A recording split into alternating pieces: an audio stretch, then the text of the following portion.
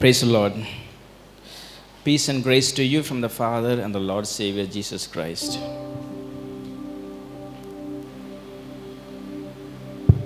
Praise the Lord. தேவனுக்கு மகிமை உண்டாவதாக. கர்த்தராகிய இயேசு கிறிஸ்துவின் நாமத்தினாலே உங்களுக்கு கிருபையும் சமாதானமும் உண்டாவதாக. I am so happy to see you all again after some Sundays. சில ஞாயிற்றுக்கிழமைக்கு பின்பு உங்கள் அனைவரையும் பார்ப்பது எனக்கு மிகவும் மகிழ்ச்சி. And today is a very special day. இன்றைக்கு மிகவும் ஒரு விசேஷமான நாள். What is the date? என்ன நாள்? No, today is World Cup final. Okay. ஏன்டா கேட்டால் இன்னைக்கு வேர்ல்டு கப் ஃபைனல் என்று சொல்லுவேன். Okay, just kidding. Happy Women's Day for all the women who are contributing for the society, for your family and the church. சமுதாயத்திற்கும் குடும்பத்திற்கும் சபைக்கும் மிகவும் அதிகமாக காரியங்களை செய்து கொண்டிருக்கிற சகோதரிகள் பெண்களாகிய உங்கள் யாவருக்கும் இனிய மகளிர் தின வாழ்த்துக்களை தெரிவித்துக் கொள்கிறேன். Okay, thank you. So today we are going to see a small sermon as we have very less time. இன்றைக்கு சற்று நேரம் குறைவாக இருப்பதனால் ஒரு சிறிய பிரசங்கத்தை உங்கள் நடுவிலே செய்யவிருக்கிறேன். So before I enter into the sermon, let me ask you a question. நான் இந்த பிரசங்கத்திற்குள்ளாக செல்வதற்கு முன்பாக ஒரு கேள்வியை உங்களிடத்தில் கேட்க விரும்புகிறேன். Have you ever felt rejected? நீங்கள் எப்பொழுதாவது ஒதுக்கப்பட்டதாக அல்லது புறக்கணிக்கப்பட்டதாக உணர்ந்திருக்கிறீர்களா? Have you ever felt rejected by your own family, your friends or your close ones? உங்கள் சொந்த குடும்பத்தின் மூலமாக இல்லை என்றால் உங்களுடைய நெருக்கமான நண்பர்களின் மூலமாக அவர்கள் மூலம் நீங்கள் ஒதுக்கப்பட்டதாக புறக்கணிக்கப்பட்டதாக உணர்ந்திருக்கிறீர்களா? Maybe someone or sometime you misunderstood by someone and they spoke something bad against you. ஒருவேளை மற்றவர்கள் உங்களை தவறாக புரிந்து ஒருவேளை தவறான வார்த்தைகளை உங்களுக்கு எதிராக பேசியிருக்கலாம். And for some people the most painful thing is that the rejection doesn't come from the stranger, it comes from the people who are close to us. அநேக நேரத்திலே நம்மை புறக்கணிப்பவர்கள் யாரோ நமக்கு முகம் தெரியாதவர்கள் அல்ல, நம்மிடத்தில் நெருக்கமானவர்கள் நம்மை புறக்கணித்திருக்கலாம். At some point of life every one of us face or experience rejection. நம்ம ஒவ்வொருடைய வாழ்க்கையிலும் ஏதாவது ஒரு தருணத்திலே நாமும் இப்படிப்பட்ட சூழ்நிலைகளை மற்றவர்கள் நம்மை ஒதுக்கி இருக்கலாம். And we all know rejection hurts us and it also leave a deeper pain in our heart. ஆகவே இந்த நிராகரிப்பு அல்லது புறக்கணிப்பு என்பது நமக்கு மிகுந்த வேதனை தருகிறது. அது மட்டுமல்ல நமது இருதயத்திலே ஒரு மாறாத வலியை ஏற்படுத்துகிறதா இருக்கிறது. When people reject us, many question comes within our heart. மக்கள் மற்றவர்கள் நம்மை புறக்கணிக்கும் போது நம்முடைய இருதயத்திலே அநேக கேள்விகள் எழக்கூடும். We start wondering why people are treating me like this. நாம் யோசித்து பார்க்க ஆரம்பிக்கிறோம், எதற்காக மக்கள் மற்றவர்கள் நம்மை இப்படி நடத்துகிறார்கள்? What is wrong with me? என்னிடத்தில் என்ன தவறு இருக்கிறது? Am I not good enough? நான் நல்லவன் இல்லையா? But I want you to understand, I want you to hear this very important truth this morning. இந்த காலை நேரத்திலே ஒரு உண்மையான காரியத்தை உங்களிடத்திலே நீங்கள் கேட்க வேண்டும் என்று விரும்புகிறேன். Rejection from people doesn't mean rejection from God. மக்களால் ஜனங்களால் புறக்கணிக்கப்படுவது என்பது தேவனால் புறக்கணிக்கப்படுவது என்று அர்த்தமல்ல. Hallelujah. In fact, we see in the Bible, we see something very interesting in the Bible. வேதாகமத்திலே மிகவும் சுவாரஸ்யமான ஒரு சம்பவத்தை நாம் வாசிக்கிறோம். Many of the people God used, they were greatly experienced rejection. தேவன் பயன்படுத்தின அநேக மனிதர்கள் அநேக மக்கள் முதலில் மக்களால் புறக்கணிக்கப்பட்டிருக்கிறார்கள். Think about Joseph. யோசேப்பு வாழ்க்கையை நினைத்து பாருங்கள். Joseph was rejected by his own brother before he became a ruler in Egypt. யோசேப்பு எகிப்து தேசத்திலே பார்வோனுக்கு இரண்டாவதாக வருவதற்கு முன்பாக தன்னுடைய சொந்த சகோதரர்களால் பகைக்கப்பட்டார். Moses was rejected by his own people before he became their deliverer. மோசே ஒரு இரட்சகனாக மற்றவர்களை விடுவிக்கக்கூடிய தலைவனாக மாறுவதற்கு முன்பாக தன்னுடைய சொந்த ஜனங்களால் புறக்கணிக்கப்பட்டார். David was overlooked by his own father before he became the king of Israel. தாவீது தன்னுடைய சொந்த தகப்பனால் தாவீது இஸ்ரவேலுக்கு ராஜாவாக மாறுவதற்கு முன்பாக புறக்கணிக்கப்பட்டான். And even Jesus our savior, the Bible says in Isaiah chapter 53:3, it says he was despised and rejected by men.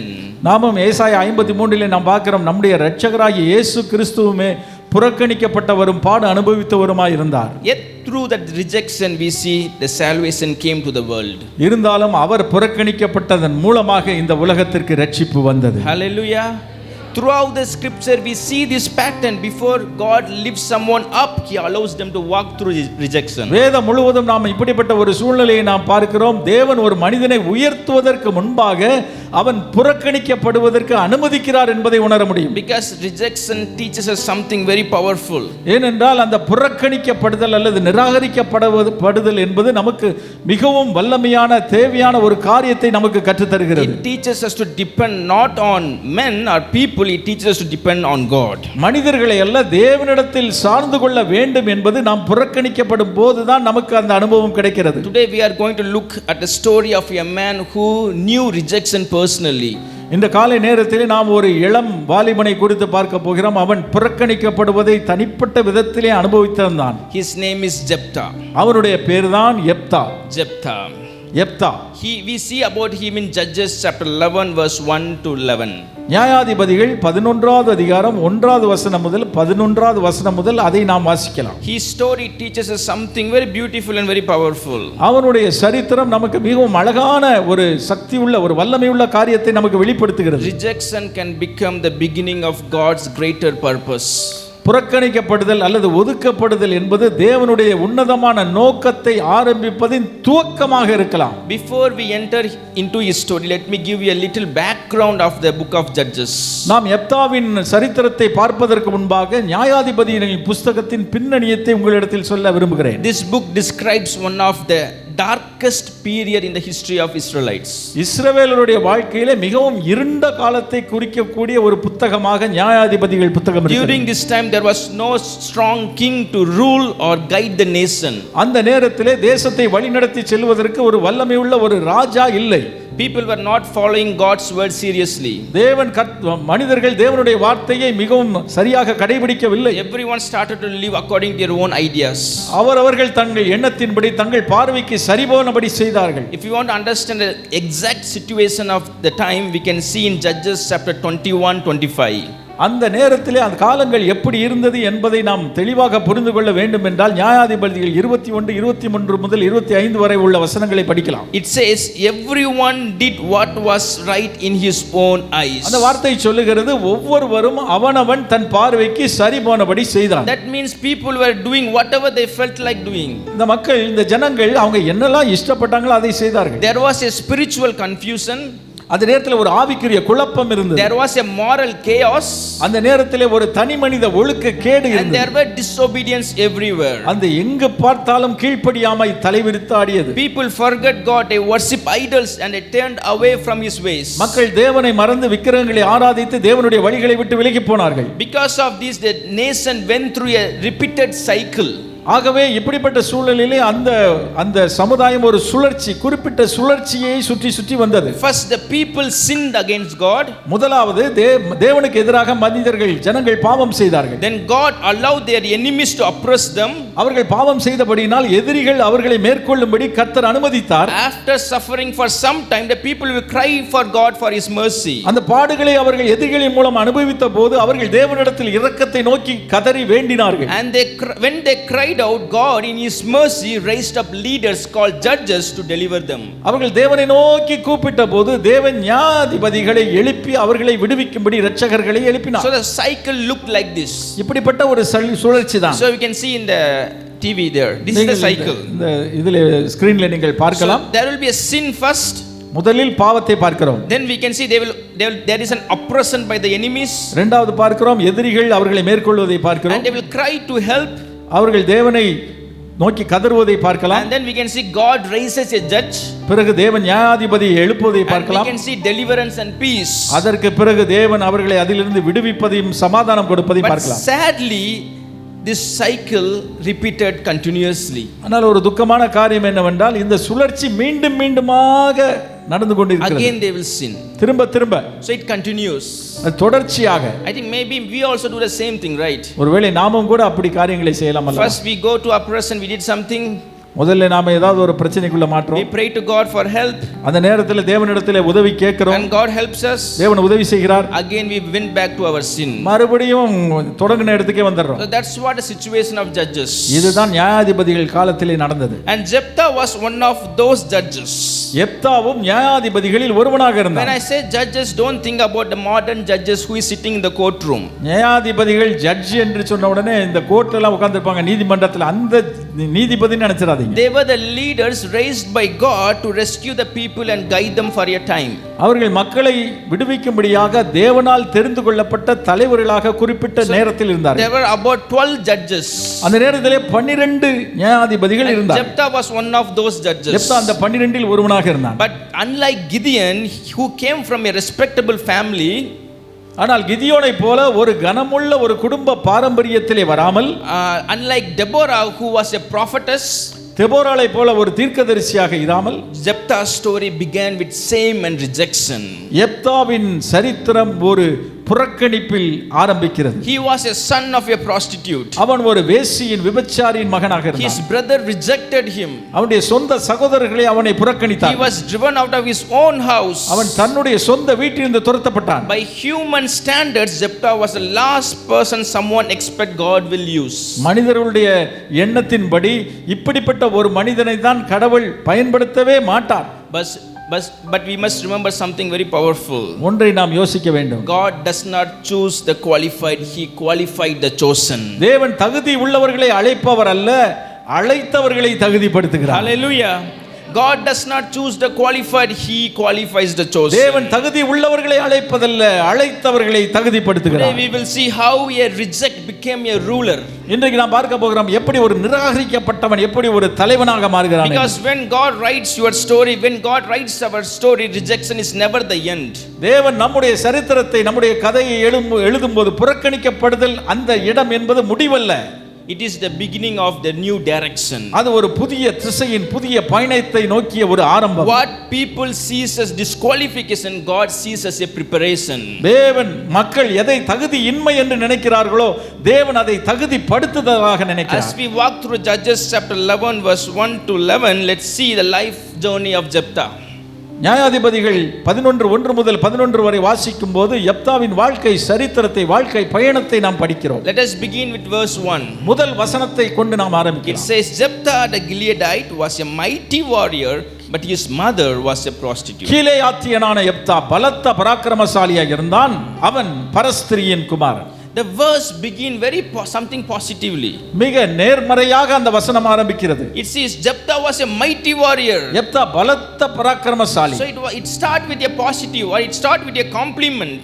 ஆகவே நேர்மறையாக அவனை பாராட்டப்படக்கூடிய மெச்சப்படக்கூடிய ஒரு வார்த்தையினால் அது ஆரம்பிக்கிறது. But then comes the label. It says his mother was a prostitute. ஆனால் அதற்கு பிறகு ஒரு வார்த்தை வருகிறது. ஆனால் ஆங்கிலத்திலே பட் என்று எழுதப்பட்டிருக்கிறது. அவன் பரஸ்திரியின் குமாரன். And suddenly his entire identity overshadowed by his background. உடனே அவனுடைய அடையாளம் அவனுடைய பின்னணியத்தின் குடும்ப பின்னணியத்தின் மூலமாக முழுமையாக மாறிவிடுகிறது. You have to understand, Jephthah did not choose the circumstances of his birth. ஒன்றை நாம் புரிந்து கொள்ள வேண்டும், அவன் தான் எப்படிப்பட்ட குடும்பத்தில் பிறக்க வேண்டும் என்று யெப்தாவே தெரிவு செய்யவில்லை. He did not choose the story of his family. அவன் தன் குடும்பத்தின் சரித்திரத்தை அவன் தேர்ந்தெடுக்கவில்லை. The people around him used it against him. ஆனால் அவன் குடும்ப சூழ்நிலையை அவனை சுற்றியிருந்த ஜனங்கள் அவனுக்கு எதிராக பயன்படுத்தினார்கள். It even happens to us, right? நமக்கும் அப்படி நடக்கலாம் அல்லவா? Sometimes people do not see who we are today. சில நேரங்களிலே நாம் இன்றைக்கு எப்படிப்பட்டவர்களாக இருக்கிறோம் என்று ஜனங்கள் பார்ப்பதில்லை. They only see our past. ஆனால் நம்முடைய கடந்த காலத்தை வைத்து நம்மை எடை போடுகிறார்கள். They remember our mistakes. நம்முடைய தவறுகளை அவர்கள் ஞாபகம் வைக்கிறார்கள். They remember our family background. நம்முடைய குடும்ப பின்னணியத்தை நினைக்கிறார்கள். They remember something that happened very long ago. பல வருடங்களுக்கு பல நாட்களுக்கு முன்பாக நீண்ட நாட்களுக்கு முன்பாக என்ன நடந்தது என்பதை அவர்கள் நினைவுபடுத்தி நம்மை same thing is happened to Jephthah.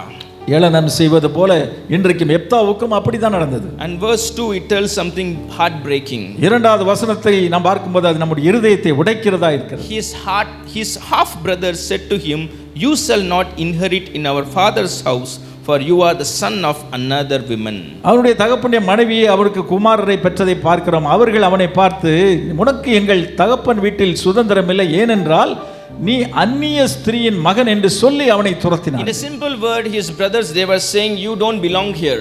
ரொம்ப சாதாரணமா சொன்னோம்னா உனக்கும் எங்க வீட்டுக்கும் சம்பந்தம் இல்லை. They didn't just insult him. If you see the verse, it says they drove him out. They just chased him out. அவர்கள் அவனை வெறுத்து அவனை ஏளனம் செய்தது மட்டுமல்ல, அவனை துரத்தினார்கள். Imagine the pain of that moment. அந்த நேரத்திலே அந்த வலி எப்படி இருக்கும் என்பதை உணர்ந்து பாருங்க. Imagine Jephthah walking away from the only house he knows.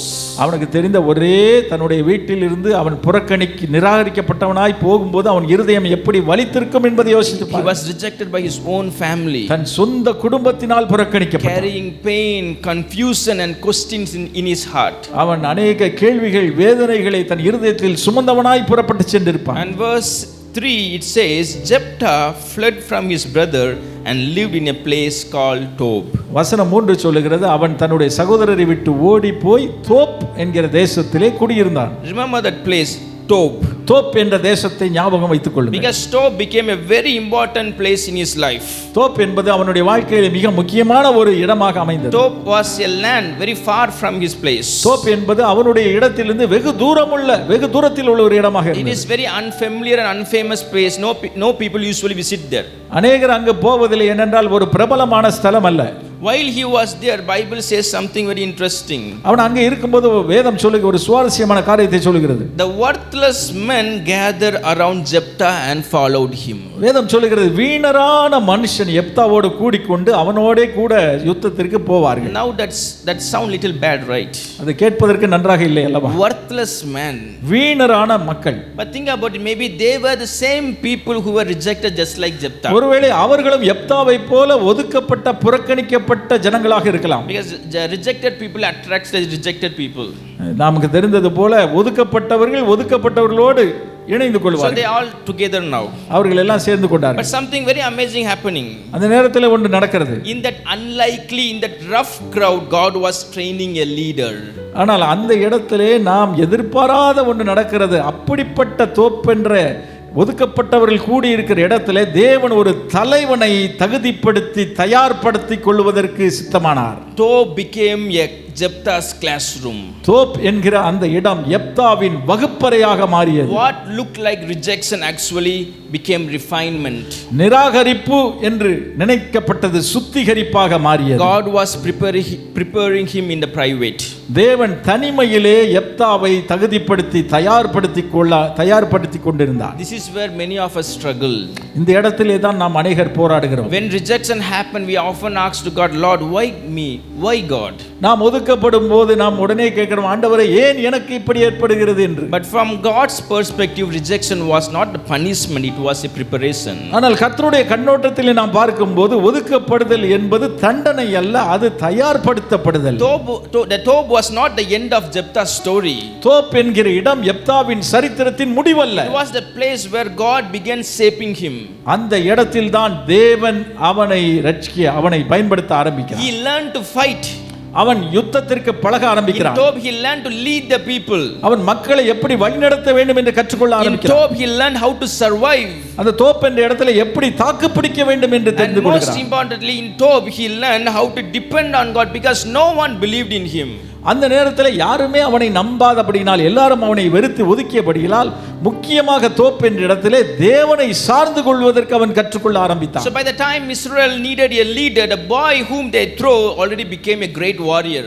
இஸ்ரவேல் மக்களுக்கு ஒரு நல்ல தலைவன் தேவைப்பட்ட நேரத்திலே தேவன் தோப் என்ற இடத்திலே வைத்து ஒரு அருமையான தலைவனை ஆயத்தம் செய்திருந்தார். Maybe some of you know what rejection feels like. ஒருவேளை உங்களுக்கு தெரிந்திருக்கலாம், நீங்க ஒதுக்கப்படும் போது எப்படி இருக்கும் என்பதை நீங்கள் உணர்ந்திருக்கலாம். Maybe someone looked down on your background. ஒருவேளை உங்களுடைய குடும்ப பின்னணியத்தை மற்றவர்கள் சாதாரணமாக நினைத்திருக்கலாம். Maybe someone said you are not good enough. சிலர் நினைத்திருக்கலாம் உங்களுக்கு பத்தாது என்று சொல்லியிருக்கலாம். They say you cannot be succeed. சிலர் சொல்லியிருக்கலாம் உங்களால ஜெயிக்க முடியாதுன்னு சொல்லியிருக்கலாம். But hear this truth today. ஆனால் இன்றைக்கு இந்த சத்தியத்தை கேளுங்கள். Rejection does not define you. God can use rejection to refine you. ஒதுக்கப்படுதல் என்பது உங்களை தீர்மானிக்கப்படுவதல்ல, முத்திரை குத்துவதற்கல்ல. தேவன் அந்த சூழ்நிலையை உங்களை சுத்திகரிக்கப்படுவதற்கு என்று அனுமதித்திருக்கலாம். God uses rejection to remove our pride. தேவன் நாம் ஒதுக்கப்படுவதன் மூலமாக நம்முடைய பெருமையை எடுத்து போடுவதற்கு அதை பயன்படுத்துவார். God uses rejection to build endurance. தேவன் இப்படிப்பட்ட ஒதுக்கப்படுதலின் மூலமாக எதையும் தாக்கிக் கொள்ளக்கூடிய தாக்கு பிடிக்கக்கூடிய ஒரு பக்குவத்தை நமக்குள் ஏற்படுத்துவதற்கு அதை பயன்படுத்துவார். God uses rejection to teach to depend on him.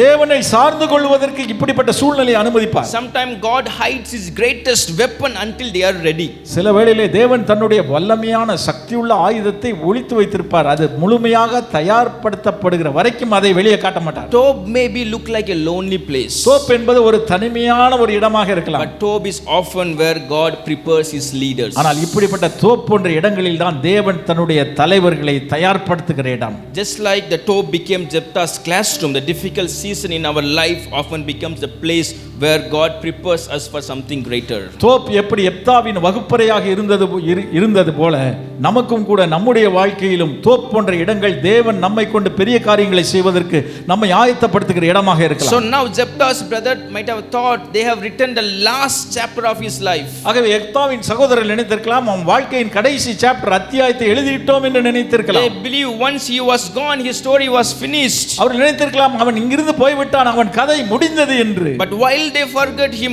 God was preparing him. ஆனால் மக்கள் அவன் சகோதரர்கள் அவனை மறந்த வேளையிலே கர்த்தர் அவனை தயார்படுத்தி தகுதிப்படுத்தி கொண்டிருந்தார். The time passes. காலம் கடந்து செல்கிறது. Jephthah is living in the Tob. எப்தா தோப்பில் வாழ்கிறான். He is far away from home. அவன் அந்த இடத்திலிருந்து அவனுடைய சொந்த வீட்டிலிருந்து பல மைல் தூரத்தில் இருக்கிறான். Perhaps forgotten by his family. அவன் குடும்பத்தாரால் மறக்கப்படுகிறான். Just living quietly with a group of men who gathered around him. ஒரு சிலர் நபர்களோடு கூட்டத்தாரோடு சேர்ந்து அவன் அமைதியாக வாழ்ந்து கொண்டிருக்கிறான். But one day something changes. ஆனால் ஒரு நாள் அவன் கதை மாறுகிறது. The Ammonites attacks Israel. அம்மோனியர்கள் இஸ்ரவேலரை அவர்களுக்கு விரோதமாக யுத்தத்துக்கு வருகிறார்கள். The fear spread across the land. அந்த இஸ்ரவேல் தேசம் முழுவதும் ஒரு பயம் பற்றி பிடிக்கிறது. The elders of Gilead realized that there was no strong leaders. கிலியாத்தில் உள்ள தலைவர்கள் நினைக்கிறார்கள் இங்கு ஒரு பெரிய ராஜாவோ ஒரு நம்மை வழிநடத்தக்கூடிய செல்ல ஒரு பலமான தலைவன் இல்லை. And suddenly they remember someone. அந்த நேரத்திலே ஒருவனை நினைக்கிறார்கள். Who is that? அது யார்? It was Jephthah. Hallelujah. அதுதான் எப்தா. The verse 5 it tells us when Ammonites made war against Israel, the elders of Gilead went to get Jephthah from the land of Tob. ஐந்தாவது வசனத்திலே பார்க்கிறோம் அவர்கள் இஸ்ரவேல் மேல் யுத்தம் பண்ணும்போது கீலேயாத்தின் மூப்பர் யோப் தேசத்திலிருந்து எப்தாவை அழைத்து வர போனார்கள் என்பதை பார்க்கிறோம். What is seen here? இங்கே எதை பார்க்கிறோம்? The very nice twist, we can see a good movie twist we can see here. இந்த இடத்துல ஒரு திரைப்படத்தில் ஒரு ட்விஸ்ட் என்று சொல்ற ஒரு திருப்பு முனை வருவது போல இங்க ஒரு திருப்பு முனை வருது. The very people who told him leave are now coming, are traveling miles to find him. எங்களை விட்டு ஓடிப்போ என்று சொல்லி அவனை துரத்தியவர்களே பல மைல் தூரம் கடந்து வந்து எப்தாவை தேடி கண்டுபிடிக்க வருகிறார்கள். The same voice that said you don't belong here now are saying please come back, please help us. யார் அவனை பார்த்து உனக்கும் எங்களுக்கும் சம்பந்தம் இல்லை என்று சொன்னார்களோ அவர்களே அவனை தேடி வந்து தயவு செய்து எங்களோடு வந்து எங்களுக்கு உதவி செய் என்கிறார்கள். I imagine them walking nervously into the Tob. நான் நினைத்து பார்க்கிறேன் அவ அப்படியே நடுக்கத்தோடு பயந்துகிட்டே எப்தாவை பார்க்க போயிருப்பாங்க. They might have rehearsal themselves to say what to say to Jephthah. அவங்க நிறைய தடவை சொல்லி பார்த்திருக்காங்க எப்தாவை பார்த்தா நம்ம எப்படி பேசணும்னு சொல்லி. They might have find Jephthah now. இப்போ நேரத்தில் எப்தாவை கண்டுபிடித்து விட்டார்கள். He might be older now. ஒருவேளை எப்தாவுக்கு சற்று வயசாகி இருக்கும் நிச்சயம். Stronger now. பலம் கூடி இருக்கும். He was surrounded by men, he was not alone now. அவன் தனியா இல்ல அவனை சுத்தி ஒரு கூட்டம் இருக்கு. And they pleaded in verse 6 we can see. வசனம் 6ல நாம பார்க்கிறோம் அவர்கள் அவனிடத்தில் கெஞ்சினார்கள் என்று நாம் பார்க்கிறோம். They say come be our commander so that we may fight against the Ammonites. அவர்கள் சொல்றாங்க நீங்க வந்து எனக்கு அதிபதியா இரு என்று வசனம் 6ல நாம பார்க்கிறோம். What a reversal. எப்படி தலைகீழ மாறிச்சு போலுங்க. The same people who pushed him out are now pleading for his help. அவனை துரத்தி விட்டு அதே ஜனங்கள் எங்களுக்கு உதவி செய் என்று சொல்லி அவனை கெஞ்சுகிறார். This is how God works. இப்படி தான் தேவன் வேலை செய்வார். When people push you away, God pulls you aside to strengthen you. மக்கள் உங்களை தள்ளி விடும்போது தேவன் உங்களை இழுத்து தன்னிடத்தில் இழுத்து கொண்டு உங்களை பலப்படுத்துகிறார். Hidden season are never wasted season. Hidden season are never a wasted season. நாம் மறைத்து வைக்கப்பட்டிருக்கிற காலங்கள் வீணாக்கப்படுகிற காலங்கள் அல்ல. Jephthah's time in Tob was not wasted. எப்தா தோப் தேசத்திலே இருந்த நாட்கள் வீணாக போகவில்லை. God was forming him, God was preparing him. தேவன் அவனை உருவாக்கி அவனை தயார்படுத்தி And கொண்டிருக்கிறார். when the moment came, he was the only one ready. அந்த சரியான தருணம் வந்தபோது யெப்தா மாத்திரமே ஒரு தலைவனாக இருக்கிறதுக்கு முழுமையாக தகுதி உள்ளவனாக இருந்தான். And this pattern follows throughout the scripture.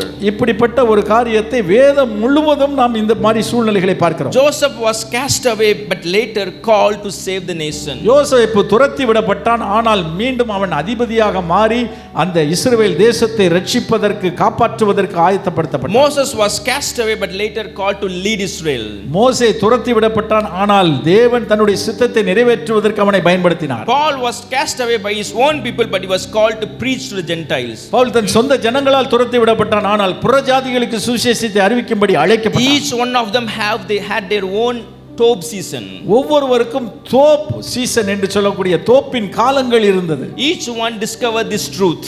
ஒவ்வொருவரும் இந்த உண்மையை கண்டறிந்து கொண்டார்கள். Being cast away by people does not cancel your calling from God.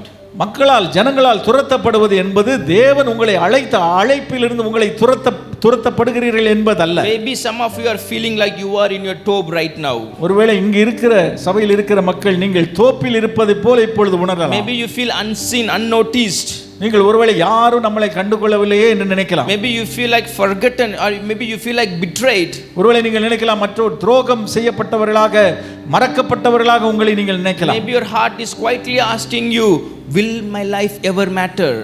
ஒருவேளை உங்கள் இருதயம் உங்களிடத்துல கேட்கலாம், என் வாழ்க்கை நான் வாழ்ந்து யாருக்கு என்ன பிரயோஜனம், ஒருவேளை நான் வாழ்றதுல ஏதாவது அர்த்தம் இருக்கா என்று கூட நினைக்கலாம். Will you also ask, will the dream God gave me ever come true? ஒருவேளை நீங்க நினைக்கலாம், தேவன் எனக்கு கொடுத்த தரிசனம் என்னுடைய கனவு நிறைவேறுமா என்று நினைக்கலாம். If you feel like that today, please listen carefully. ஆனால் அப்படி நீங்கள் நினைத்தால் இதை கவனமாக கேளுங்கள். God has not forgotten you. தேவன் உங்களை மறக்கவில்லை. Even in your top, God sees you.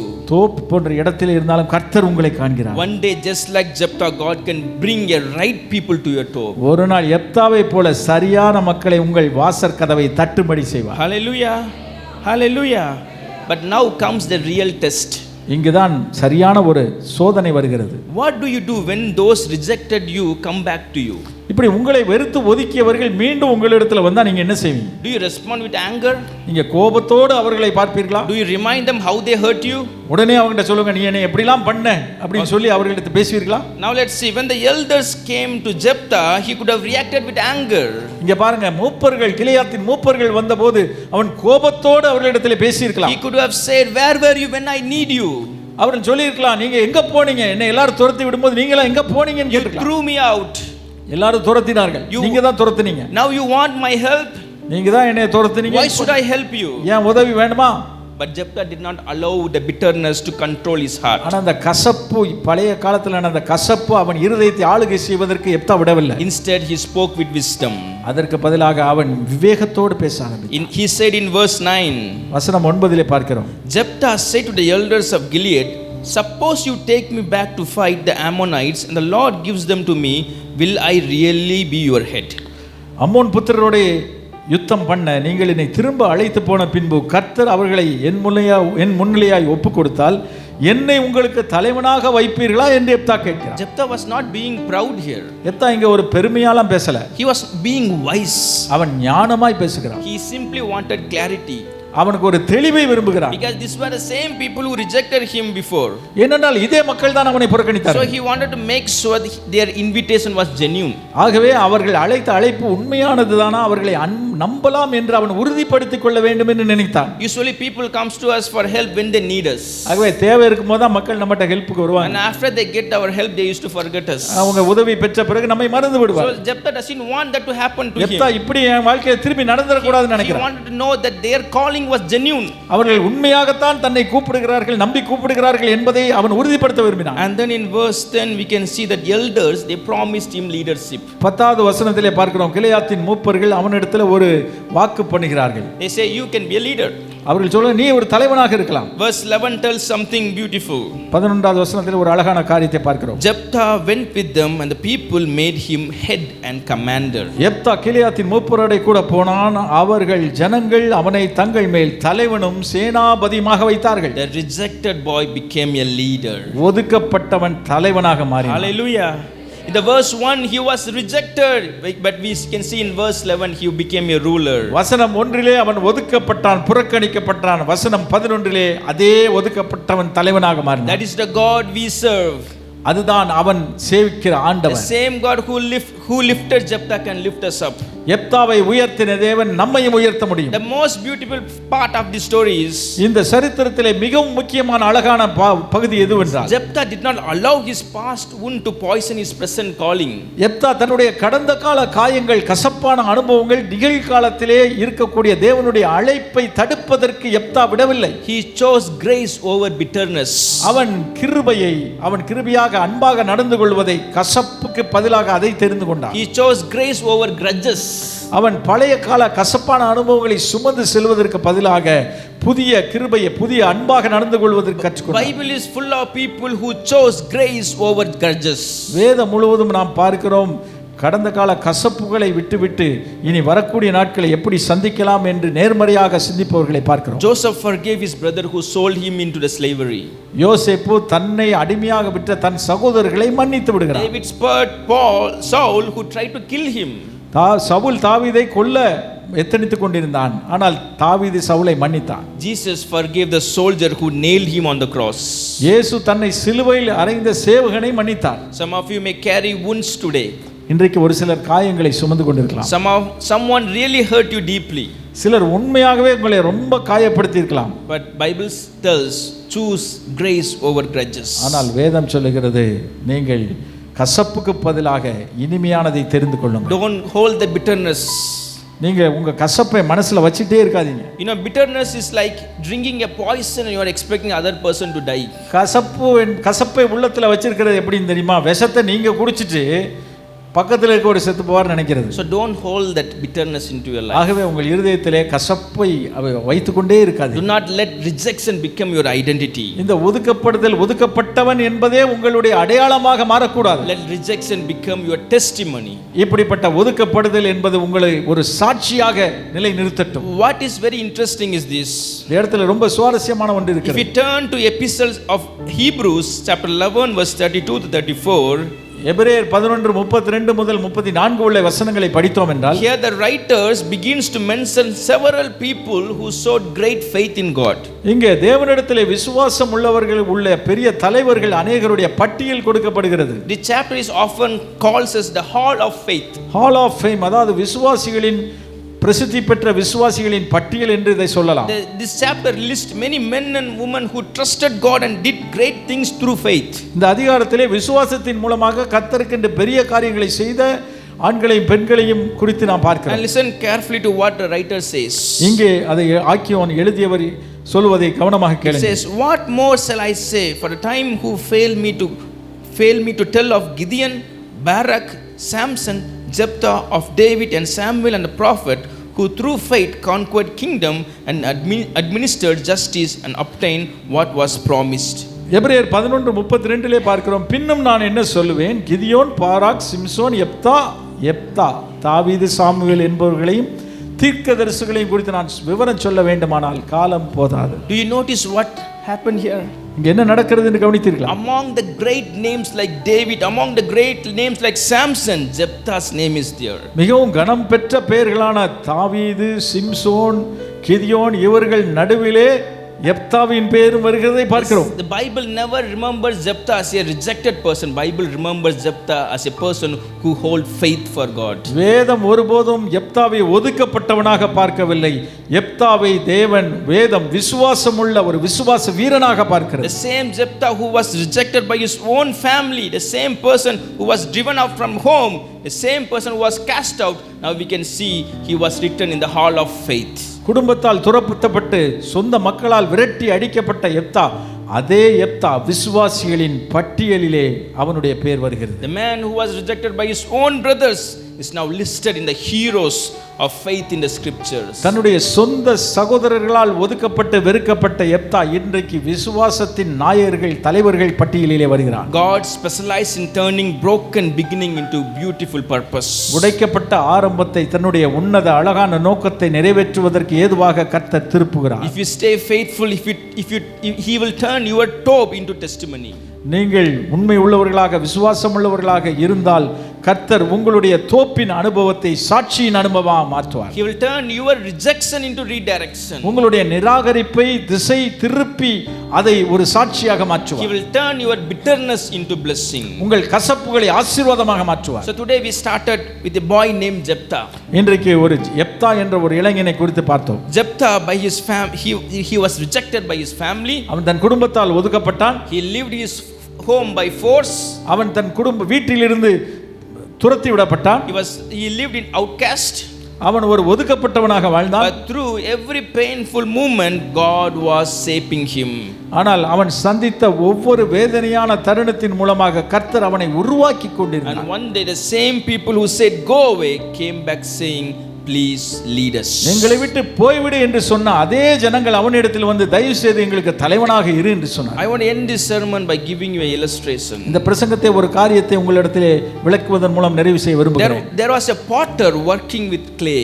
ஒரு குயவன் களிமண்ணை கையில் வைத்து பிசைந்து கொண்டிருந்தான். He was shaping a beautiful pot on the wheel. அவன் ஒரு அழகான பானையை அந்த சக்கரத்தின் குயவர்கள் பயன்படுத்திய சக்கரத்திலே வைத்து வணைந்து கொண்டிருந்தான். Suddenly the clay collapsed and the pot spoiled. திடீரென்று அவன் கையிலே அவன் பயன்படுத்திய களிமண் கெட்டு போனது, அந்த பானை உருவிழந்தது. And people watching it might thought that potter would throw the clay away. அதை பார்த்து கொண்டிருந்த மக்கள் நினைத்தார்கள் அந்த குயவன் அந்த களிமண்ணை தூரப்பட்டு விடுவான். But the potter didn't do that. ஆனால் அவன் அதை செய்யவில்லை. He gathered the same clay. அவன் அதே களிமண்ணை எடுத்தான். He pressed it together again. மறுபடியும் அதை ஒன்று கூட்டி பிசைந்தான். He added a little water. சற்று தண்ணீர் விட்டான். And he placed it on the wheel. மறுபடியும் அந்த சக்கரத்திலே அதை வைத்தான். And slowly, patiently he began shaping it again. கொஞ்சம் கொஞ்சமாக அதை மறுபடியும் உருவாக்க ஆரம்பித்தான். After some time, சில நேரத்துக்கு பிறகு the broken clay became a more beautiful vessel. அந்த உடைந்து போன களிமண் ஒரு அழகான பாத்திரமாக வணையப்பட்டது. The clay may have thought, I am spoiled, I am useless. அந்த களிமண் நினைத்திருக்கலாம் என்னால பிரயோஜனம் இல்லை, நான் அவ்வளவுதான் waste நினைச்சிருக்கலாம். But in the hands of the potter the story was not over. ஆனால் அந்த குயவனுடைய கையிலே அந்த களிமண்ணுடைய கதை அதோடு முடிந்து போகவில்லை. Dear church, அருமையான சபையே, sometime life breaks us. சில வேளையிலே வாழ்க்கை நம்மை உடைக்கிறது. Rejection, disappointment, pain can make us feel like we are finished. நிராகரிப்பு, ஒதுக்கப்படுதல், புறக்கணிக்கப்படுதல், நம்ம நினைக்கல இதோட முடிஞ்சு போச்சு என்று நினைக்கலாம். But we are still in the hands of the potter. ஆனால் ஒன்றை மறந்து விடாதீர்கள், நாம் இன்னும் குயவனின் கையில் தான் இருக்கிறோம். Hallelujah. The God is able to reshape what was broken.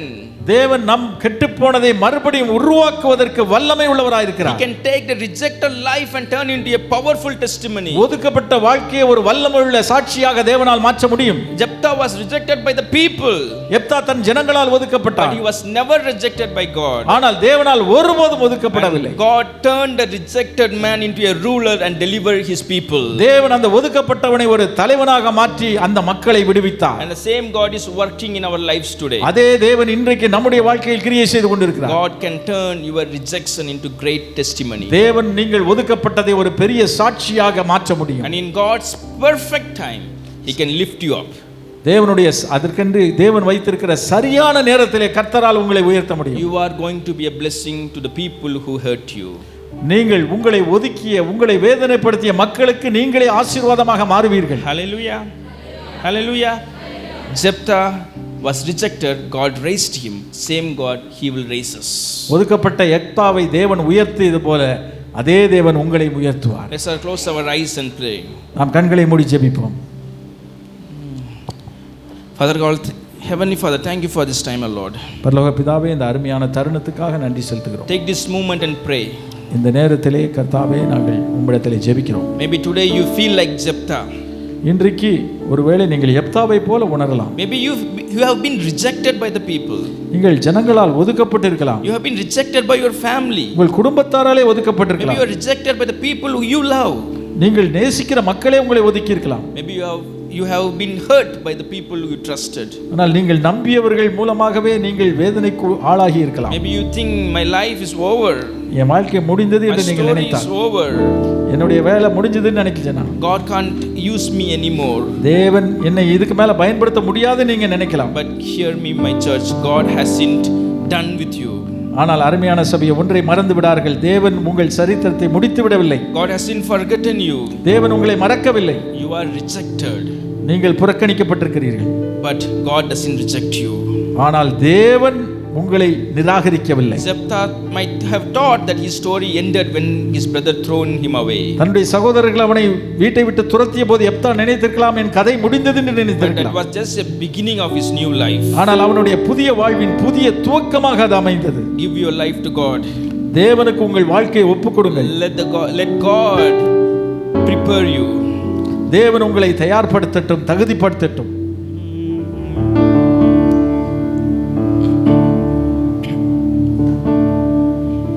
தூக்கி எறியப்பட்ட என்னை வேண்டுமென்று சொல்லி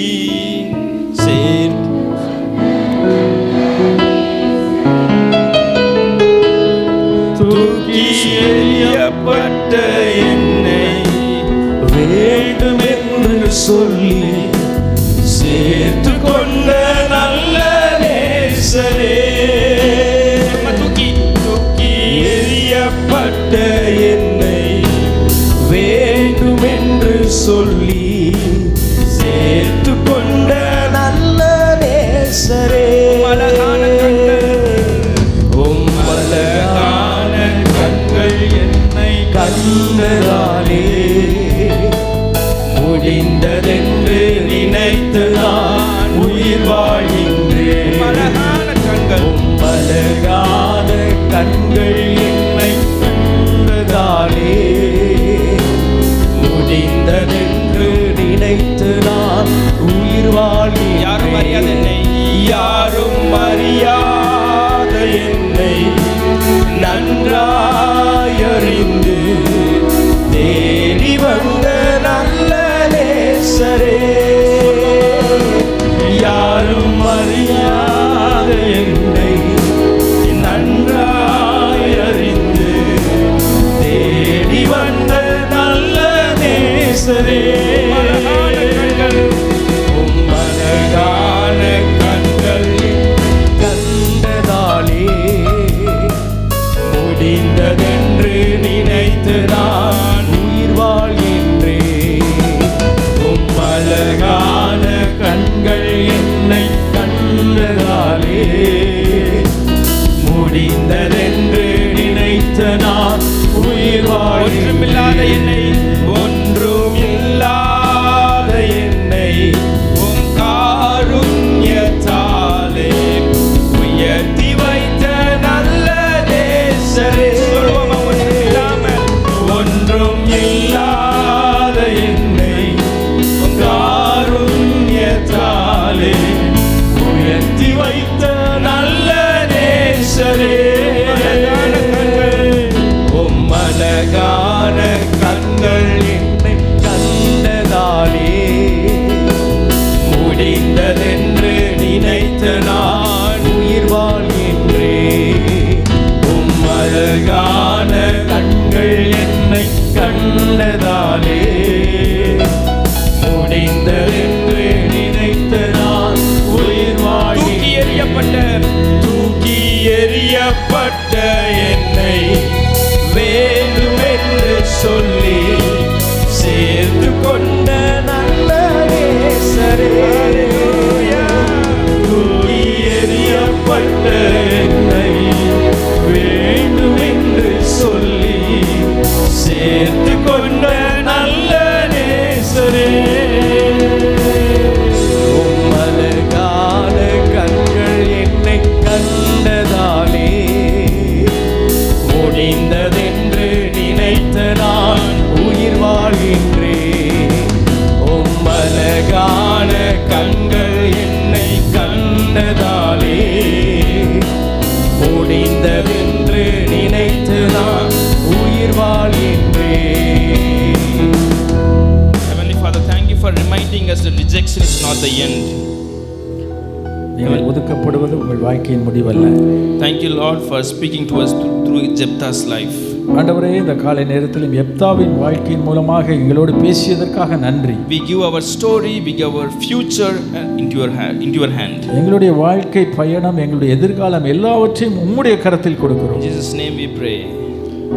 இயேசுவின் நாமத்தில் வேண்டிக் கொள்கிறோம். Amen. ஆமென்.